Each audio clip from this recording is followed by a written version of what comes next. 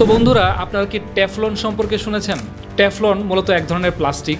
এর রাসায়নিক নাম হচ্ছে পলিটেট্রাফ্লুরোইথিলিন। এটি মূলত এক ধরনের পলিমার যা ফ্লুরোইথেনকে পলিমারাইজেশনের মাধ্যমে পাওয়া যায়।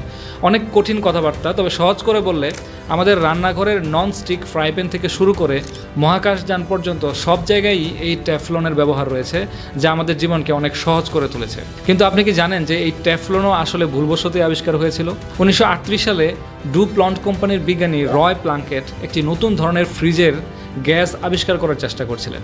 গবেষণার অংশ হিসেবে তিনি কিছু রাসায়নিক নমুনা একটা টাইট কন্টেইনারে সংরক্ষণ করেছিলেন। কিন্তু কিছুদিন পর যখন তিনি সেটি পরীক্ষা করতে গেলেন, তখন তিনি অবাক হয়ে দেখলেন গ্যাসটি উধাও। তবে তার পরিবর্তে কন্টেইনারের ভিতরে তৈরি হয়েছে একটি সাদা মোমের মতো পদার্থ, যা তাপ ও রাসায়নিকের বিরুদ্ধে অসম্ভব শক্ত প্রতিরোধ গড়ে তুলেছে। এভাবেই জন্ম হয় টেফলনের। পরে এটি নন স্টিক, কুকওয়্যার, মহাকাশযান, সামরিক সরঞ্জাম, ইলেকট্রনিক্স, এমনকি চিকিৎসা ক্ষেত্রেও ব্যবহার শুরু হয়। আজকের দিনে টেফলন ছাড়া আধুনিক রান্নাঘর প্রায় অসম্ভব।